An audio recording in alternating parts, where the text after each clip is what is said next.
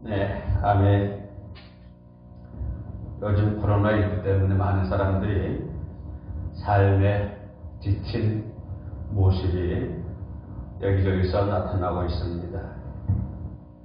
우리나라뿐만 아니라 온 세상이 역사 이래로 찾아볼 수 없는 팬데믹 현상이 때문에 많은 사람들이 어떤 삶의 기대조차도, 삶의 희망조차도 잃어버린 그런 시대가 아닌가 그렇게 생각을 합니다. 꿈과 희망이 있어야 할 청년들이 꿈과 희망은 사라져버리고, 또 그들이 가지고 있는 어떠한 세상 꿈을 향한 기대감이 상실되어 버리고, 그리고 또 인간이란 서로가 서로를 기대며 또 지나가는 시대는 다가오는 시대와 하나가 되어서 이렇게 함께 모여 어우러져서 사회를 이루어 나가고, 서로가 서로를 기대하고, 청년들은 청년들을 기대하고, 또 중년들은 청년들을 기대하면서 그렇게 한 나라가 형성이 되고 살아가면은 얼마나 좋겠습니까? 그러나 그런 모습들은 이제 사라져버리고 서로가 서로의 모습들이, 부끄러운 모습들이 지금 나타나고 있습니다. 부모는 부모대로 부끄럽고, 자녀들은 자녀대로 부끄럽고, 모든 사람들이 부끄러운 모습입니다. 세상이 부끄러움 속에서 살아가고 있지만, 그러나 그 부끄러움을 알지 못한 채 또한 자기만을 위해서 살아가는 사람들을 볼 때 우리는 눈살을 찌푸리지 않을 수가 없습니다. 국민은 정치하는 사람들을 향해서 기대가 있습니다. 정치하는 사람들은 국민의 기대에 부응을 해야 된다고 하는 것입니다. 또는 부모는 자식에 대한 기대를 가지고 있습니다. 아무리 힘들고 코로나가 아무리 팬데믹 현상이 온다고 할지라도 부모는 자녀에 대한 기대가 있는 것이고, 자녀 또한 그 부모의 기대에 부응하는 삶을 살아야 된다고 하는 것입니다. 그와 마찬가지로 또 가정도 마찬가지입니다. 남편은 아내에 대한 기대가 있는 것이고, 또 아내 또한 남편에 대한 기대가 있습니다. 그래서 서로 간에 그 기대에 부응하면서 살아가야 되지 않겠습니까? 그것이 아름다운 가정을 꾸리는 것이고, 더 나아가서 아름다운 사회를 만들 수 있는 원동력이 된다고 하는 것입니다. 이렇게 많은 사람들은 기대를 가지고 살아가고 있습니다. 서로가 서로를 향한 기대를 가지고 살아가고 있습니다. 그런 것처럼 주님도 이 시대를 살고 있는 저와 여러분들에게 기대하시는 믿음이 있는 줄로 압니다. 주님은 이 시대를 살아가고 있는, 함께 동시대를 살아가고 있는 저와 여러분 우리 모두에게 어떠한 주님이 기대하시는 믿음이 있어야 된다고 하는 것이 있습니다. 그렇다면 저와 여러분들은 주님의 기대에 부응하는 그런 사람이 되어야 된다고 하는 것입니다. 목사는 목사로서의 하나님의 기대에 부응해야 되는 것이고, 또 각 직분자는 직분자들대로 하나님의 기대에 부응하는 삶을 살아야 된다고 하는 것입니다. 한 걸음 더 나아가면 하나님은 이 나라 민족 교회마다에 향한 하나님의 기대가 있습니다. 그렇다면 반드시 이 나라 민족 모든 교회들은 하나님의 기대에 부응하는 교회가 되어야 된다고 하는 것입니다. 또한 그러한 교회가 되기 위해서는 우리 모두는 열심히 노력해야 된다고 하는 것입니다. 교회를 향한 하나님의 기대, 이 나라, 이 민족을 향한 하나님의 기대, 그리고 오늘 저와 여러분들을 향한 하나님의 기대, 그리고 하나님은 저와 여러분들의 가정을 향해서도 어떠한 기대가 분명히 있어야 된다고 하는 것입니다. 주님이 내 곁에 있어야 되는 것입니다. 주님이 내 곁에 있을 때, 그래야 만일 우리는 주님이 내 곁에 있을 때 구원이 있을 수가 있고, 주님이 내 곁에 있을 때 우리는 기도에 응답도 받을 수가 있었고, 우리 주님이 내 곁에 있을 때 우리는 모든 상처가 치유를 받을 수가 있는 것입니다. 그렇게 될 때 주님이 내 곁에 있을 때 주님이 내 곁에 계심으로 말미암아 구원이 이루어지고 기도의 응답이 이루어지고 상처의 치유가 일어난다고 한다면 분명히 주님은 저와 여러분을 향해서 내 믿음이 크도다라고 말씀하시고 계실 것입니다. 오늘 본문 말씀 마태복음 15장 28절에 있는 말씀, 저 가난한 여인에게 그렇게 흉악한 귀신을 달을 데리고 왔던 그 여인에게 두로온 지방 우상의 집안에서 왔던 그 여인에게 내 믿음이 크도다, 내 소원대로 되리라 하고 말씀해 주신 것처럼 오늘 그와 같은 말씀이 저와 여러분들에게 해당이 되어야 되는 것이고 그와 같은 말씀이 우리 가정에 임해야 된다고 하는 것입니다. 주님이 그 여인에게 내 믿음이 크다고 말씀하셨던 그런 모습들이 오늘 나에게 이루어져야 된다고 하는 것입니다. 하나님이 여러분의 믿음을 보면 어떻게 말씀하실까요? 하나님이 내 믿음을 보시고 뭐라고 말씀하실까요? 내 믿음이 크도다라고 얘기할 수 있겠습니까? 내 믿음의 상황을 보면 하나님은 나를 향해서 내 믿음이 크도다, 내 소원대로 되리라 라고 말씀할 수가 있겠습니까? 이 여자는 뼛속 깊이 철저한 이방 나라 사람입니다. 뼛속 깊이 철저한 이방입니다. 즉 하나님을 믿으리라고는 전혀 기대할 수 없는 그런 사람입니다.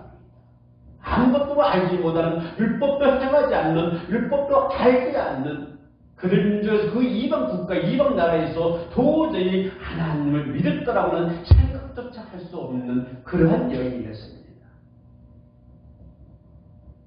더군다나 그 땅이 어디입니까? 이방인의 땅, 두로입니다. 불신의 땅이고 그 땅은 하나님을 알지 못하는 땅입니다. 그 땅은 우상을 숭배하는 땅입니다. 다른 신을 섬기는 그러한 땅입니다. 그러한 이방 나라 땅입니다. 그런데 놀랍게도 이 이방 땅에 사는 이방 여인에게서 그 사람에게서 아무것도 알지 못하는, 율법도 알지 못하고 율법도 지키지 않은 우상으로 찌든 그런 두로온 지방의 그 여인에게서 그와 같은 믿음이 나올 수 있었습니다. 이스라엘에서 찾아볼 수 없는 그러한 믿음이 어떻게 그 이방 국가에서, 이방 나라에서 어떻게 하나님을 믿을 거라고는 생각조차 할 수 없는 그러한 나라에서, 그러한 지방에서, 이스라엘에서 찾아볼 수 없는 분명히 훌륭한 믿음을 가지고 있어야 할 이스라엘 나라에서, 이스라엘 민족 가운데서 찾아볼 수 없는 그런 믿음이 그 여인에게서 어떻게 나오겠습니까? 아주 굉장한 믿음이 아닙니까? 하나님의 나라 선민 민족에서도 찾아볼 수 없는 그러한 믿음.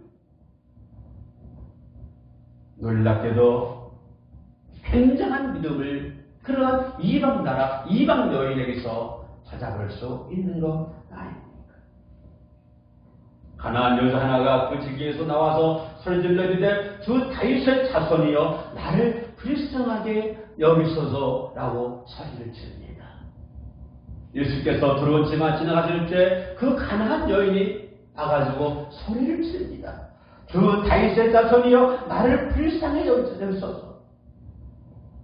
어떻게 그 여인이 자기 지방의 그 지방 사람들과 어울려 있지 않고 거기에 머물러 있지 않고 그 여인이 예수께 나올 수가 있습니까? 그 불신의 땅에 자기 동족들과 함께 머물러 있지 않고 어떻게 그 지위로부터 나와서 주님을 만나서 주 다윗의 자손이라고 부를 수가 있겠습니까? 주님은 우리가 우리의 공로를 내세우면 주님은 절대로 응답하지 않습니다.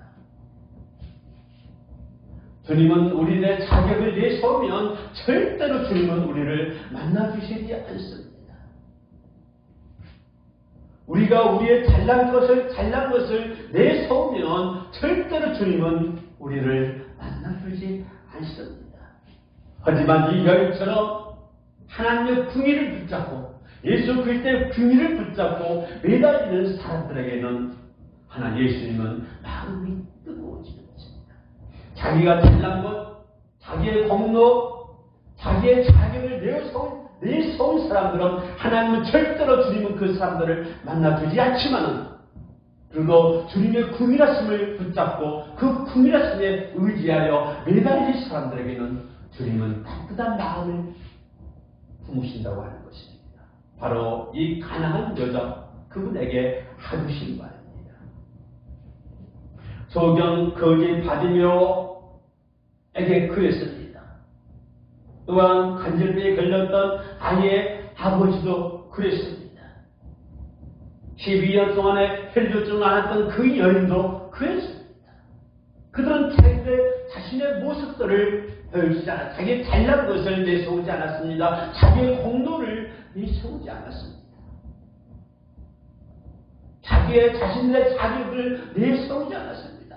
그것을 전부 다 죽여버리고 다 없애버리고 오직 예수 그리스도의 궁율만을 붙잡고 예수께 매달렸던 것이죠. 백부장이 듣던 것처럼 말입니다. 사실 이런 믿음은 누구에게 있어야 됩니까? 그 이방 나라 가나안 여자 도른 지방의 그 여인 불신했다. 거기서 살고 있는 그 여인에게서 그런 믿음이 나라가 되겠습니까? 저와 여러분들이 알기는 이스라엘 민족 가운데서 선민 민족 가운데서 그런 믿음이 나와야 되지 않겠습니까? 당연히 이스라엘에서 그런 믿음이 있어야 하지요. 그런데 이스라엘 선민 민족에게는 그런 믿음을 찾아볼 수가 없었다고 하는 것입니다.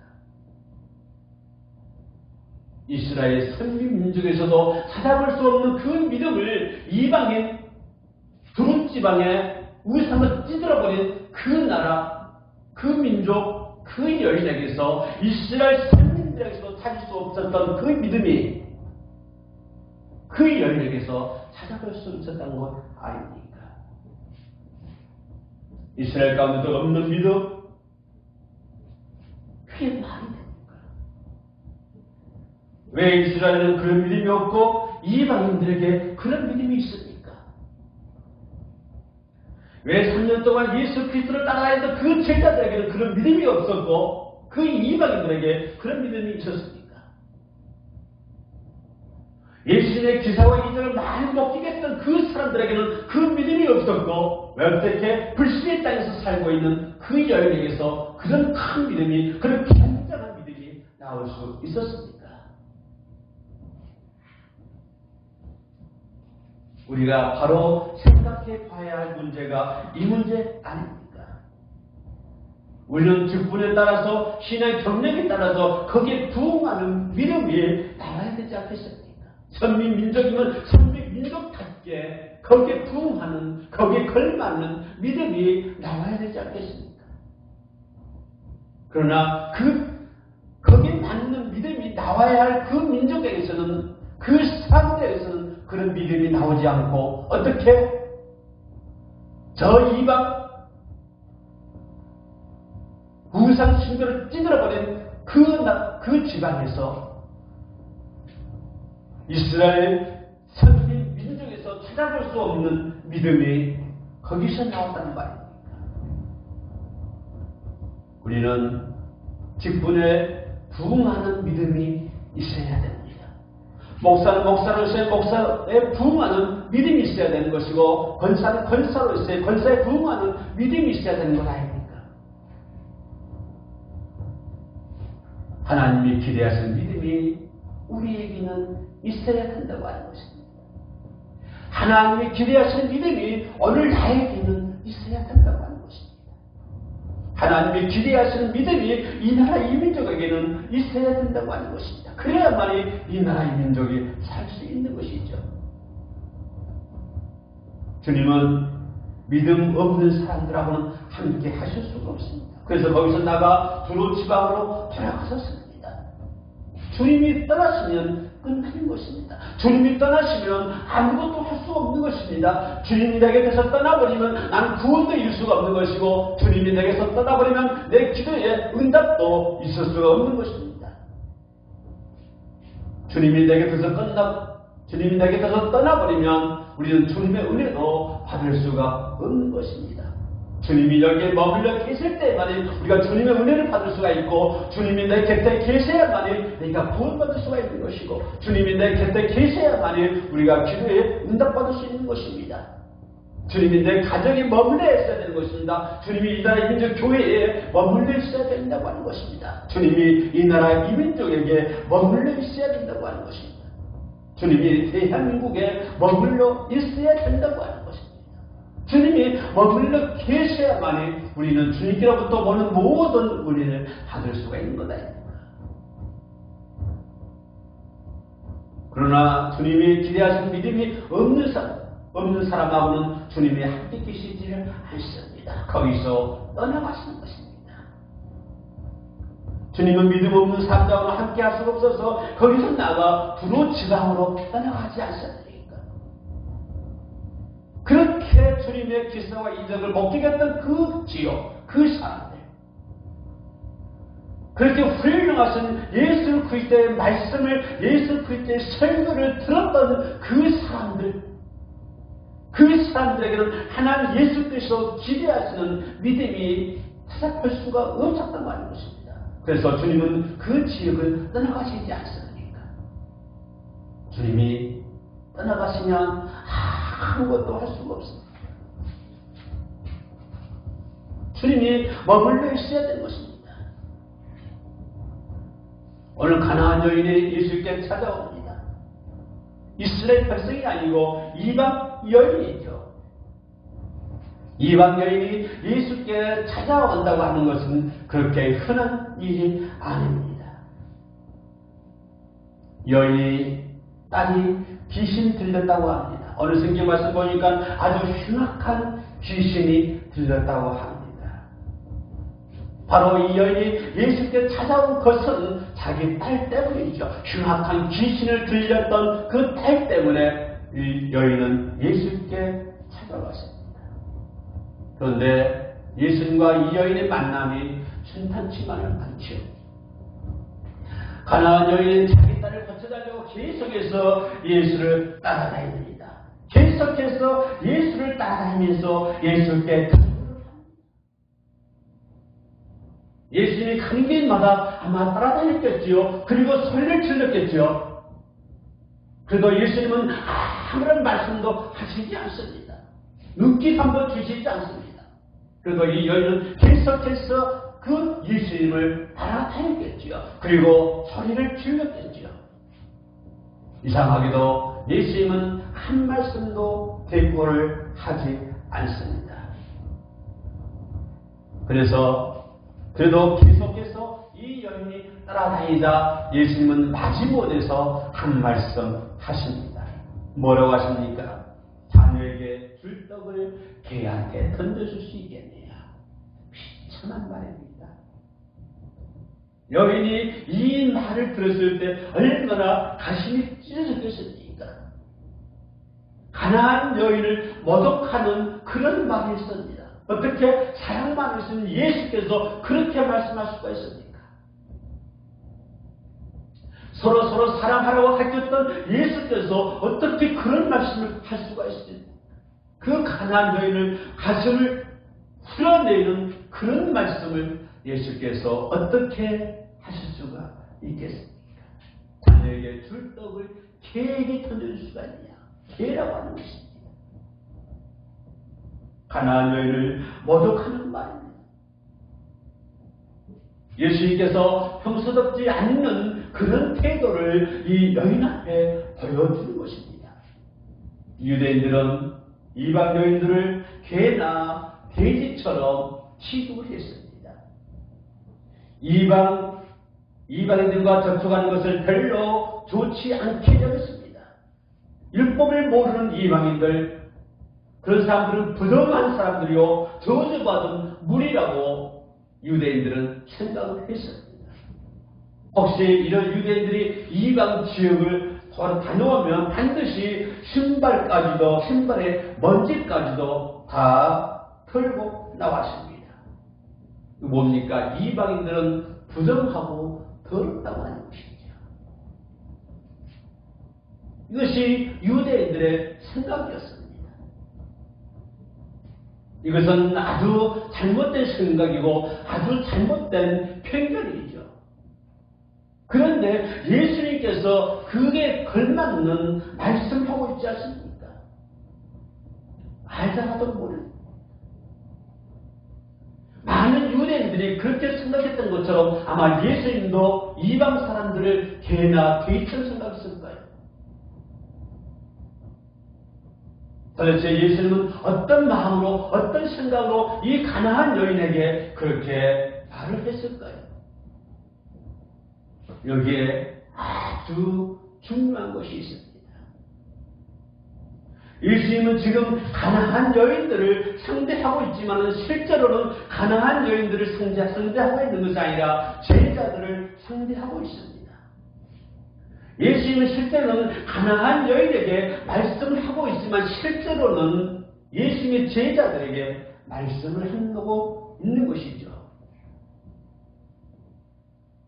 예수님은 여인에게 말씀을 하고 여인에게 반응을 바라보고 있지만 반응을 살펴보고 있지만 실제로는 제자들에게 질문을 던지고 제자들을 깨우치고 있는 것입니다.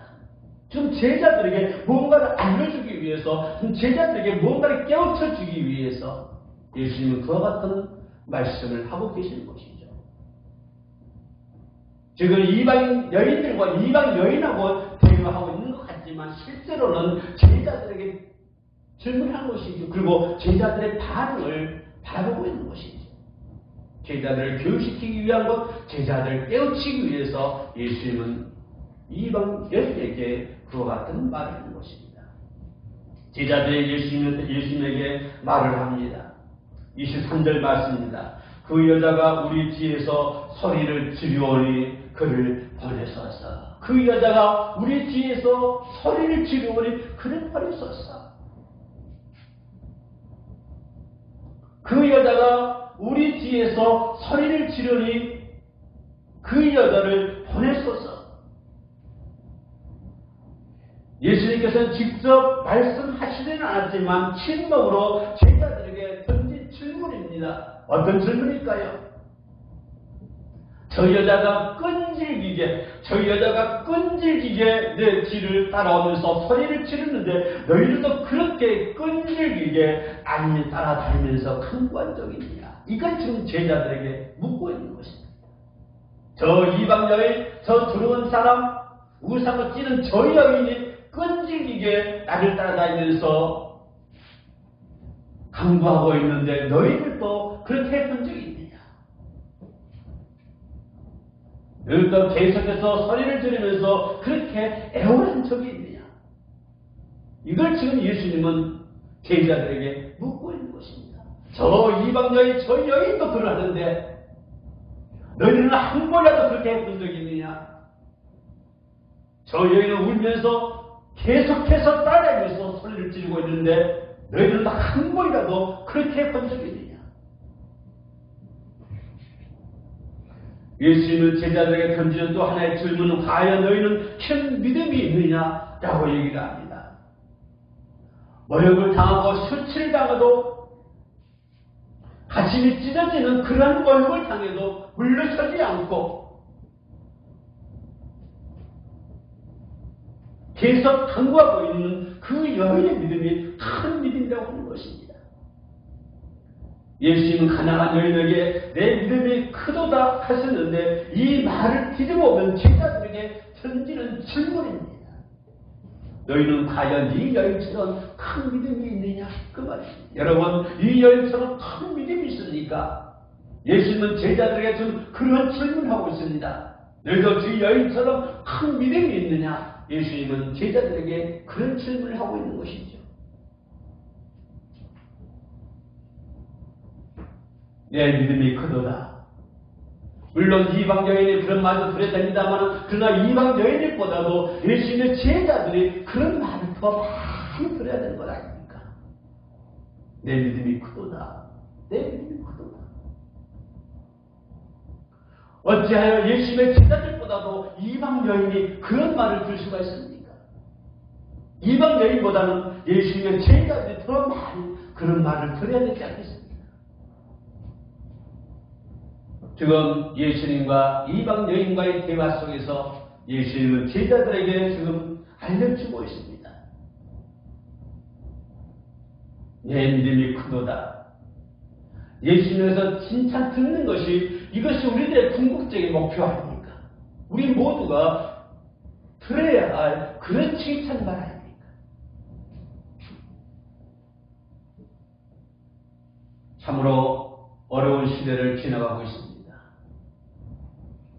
이 어려운 시대를 지나가면서 우리는, 저와 여러분 모두는 예수님께로부터 내 믿음이 크도다 라고 그런 칭찬을 들을 수 있는 저와 여러분 되시기를 주님의 이름으로 축복에 올리겠습니다.